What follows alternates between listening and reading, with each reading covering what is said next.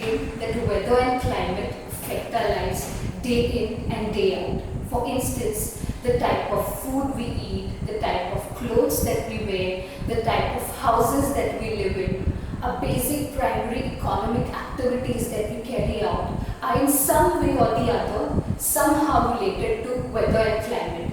For example, in Goa we receive heavy rainfall. That's why most of the houses have slanting roofs so that water can easily pour down.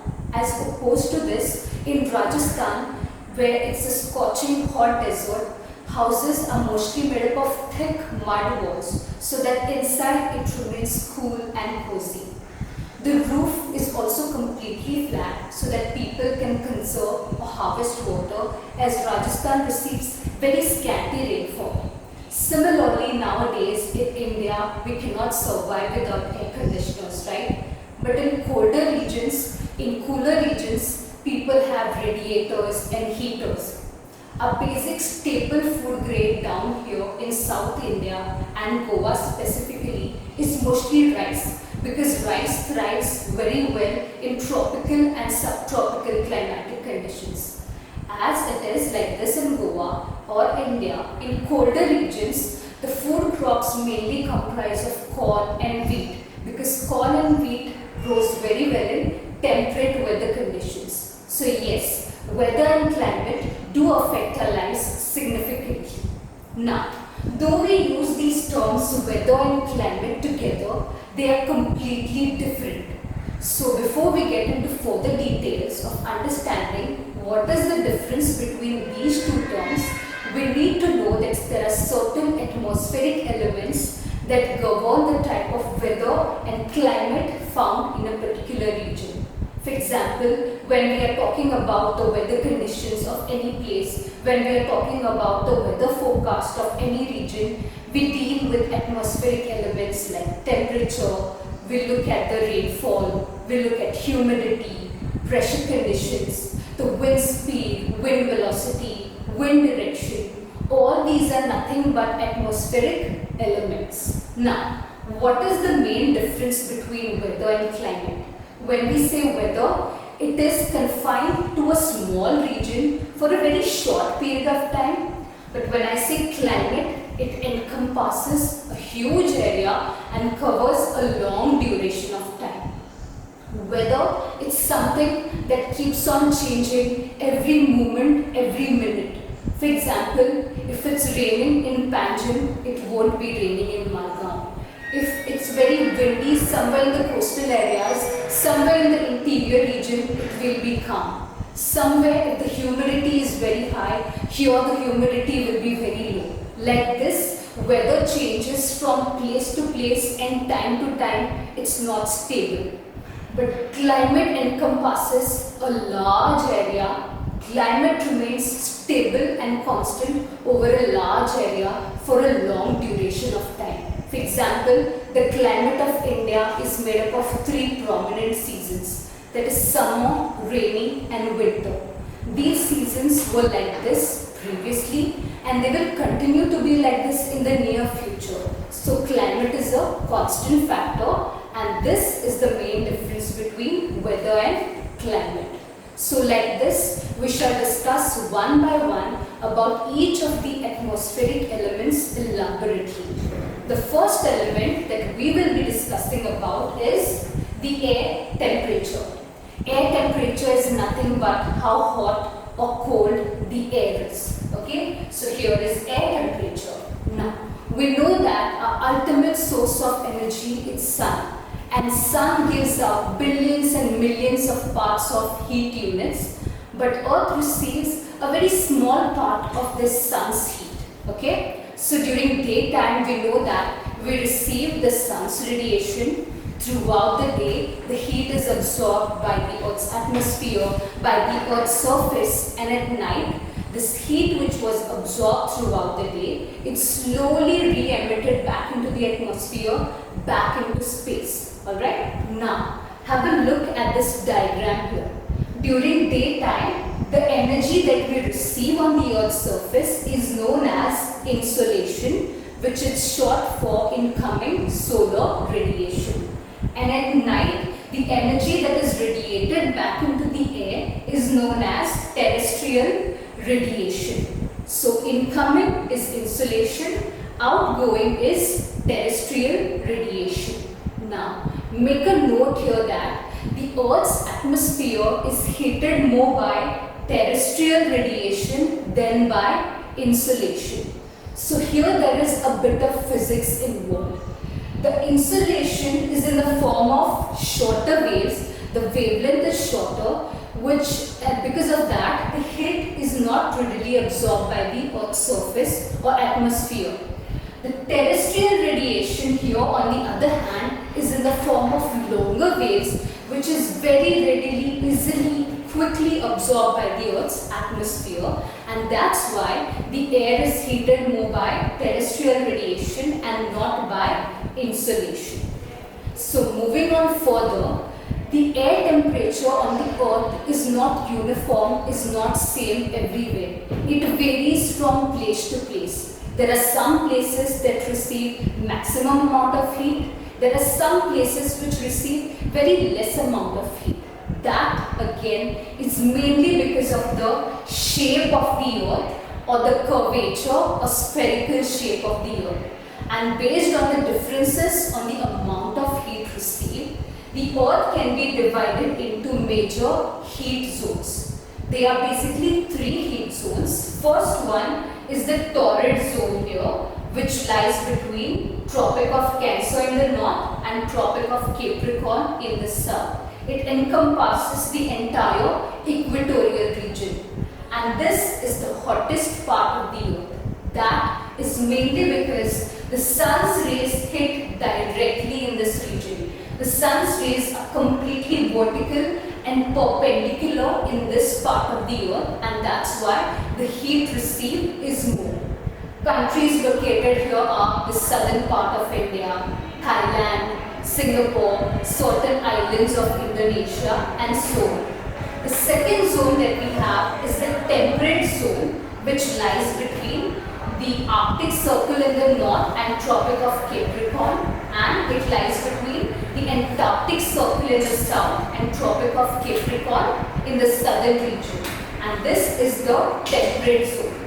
This region receives slightly slanting rays of the sun, and that's why here it does not become very hot nor it becomes very cold. The temperature conditions remain moderate. So all your beautiful European countries are located in the temperate zone. And lastly, we have the coldest part of the Earth, that is the frigid zone, which is located beyond the Arctic Circle in the northern hemisphere, and it is located beyond the Antarctic Circle in the southern hemisphere. Now this region is the coldest region because it receives completely slanting, completely oblique rays of the sun, and that's why it remains freezing here throughout the year. This is how the Earth can be divided into major heat zones. So now we shall begin with understanding another important element of atmosphere, that is air pressure. Now remember, in our first chapter we had discussed in detail that atmosphere is a layer of gases that surrounds the Earth, right? And it is held intact in one place by the Earth's atmosphere. Something that you didn't know is that the Earth's atmosphere, or these gases that surround us, exert a huge amount of pressure on the Earth's surface. Right now, as I'm talking to you, a huge amount of pressure is being exerted on me right now. But we hardly feel that pressure, right? That is mainly because our bodies also exert counter pressure, which kind of balances the whole act out. Okay? Now, just like we had major heat belts on the Earth, similarly we also have major pressure belts on the Earth.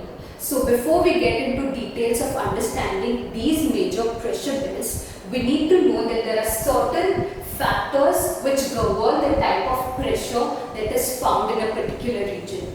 The first factor is air temperature. Always remember that temperature and pressure are inversely related. They are oppositely related. For example, when the temperature is very high, when it is hot, the air also becomes intensively heated up. It starts slowly expanding and it becomes very light. So when the air becomes very light due to high temperature, the air slowly starts rising upward in the atmosphere. So when the air rises upwards, there is no pressure being exerted on the Earth's surface, and thereby in that particular region there will be a low pressure formed.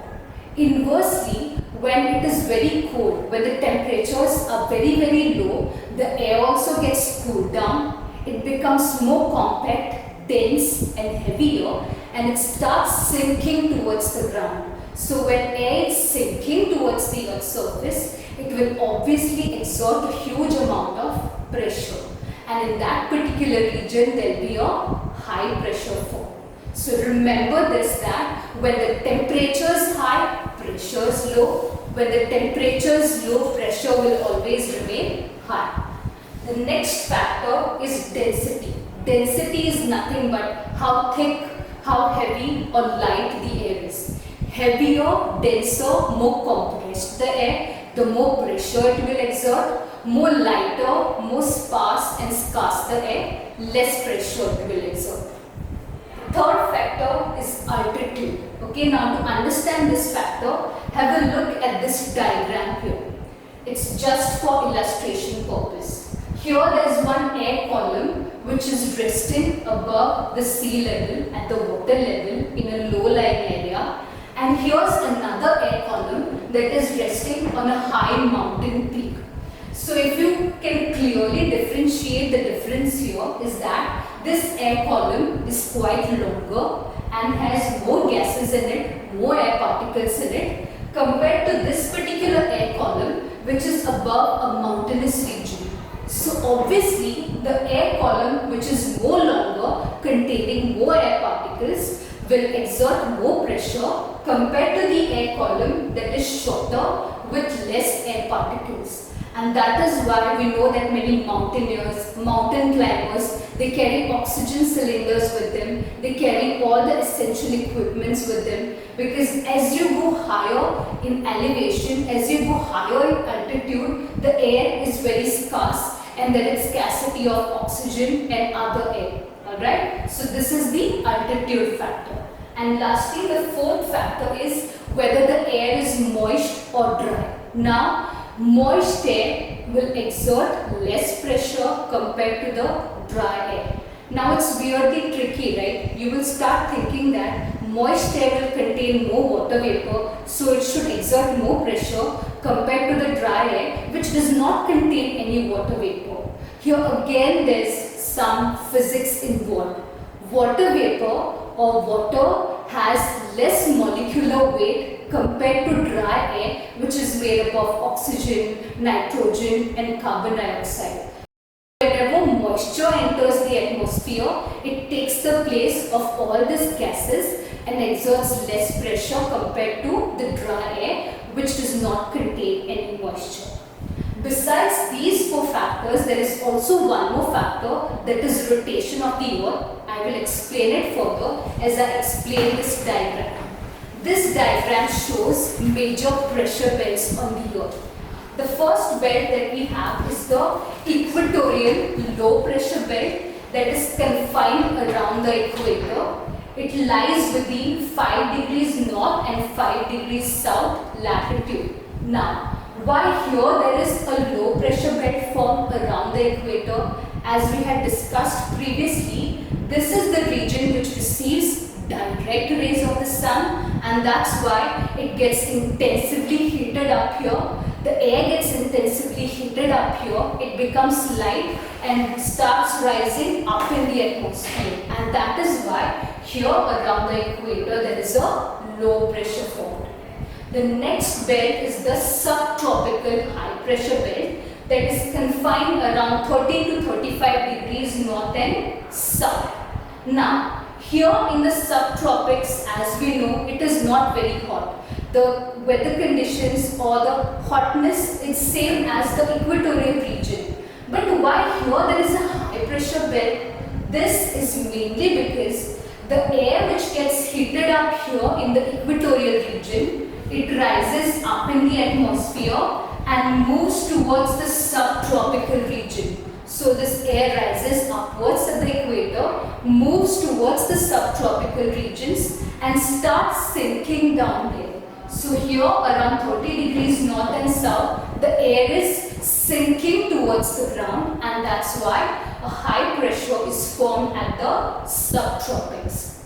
The third pressure belt that we have here is located at 60 to 70 degrees north and south approximately, and this is called the subpolar low pressure belt. Now, this is polar region. It's quite cold here, so the pressure should also be high. When temperature is low, pressure is high, right? But here in the subpolar region, there is a low pressure formed. That is mainly because of the rapid rotation or spinning of the earth. When the earth rapidly rotates, the air from this region is thrown towards the subtropical high pressure belt in the northern hemisphere and similarly in the southern hemisphere. So as the air is thrown towards the subtropical region, here there is no air to exert pressure, and that is why there is a low pressure form around the subpolar regions.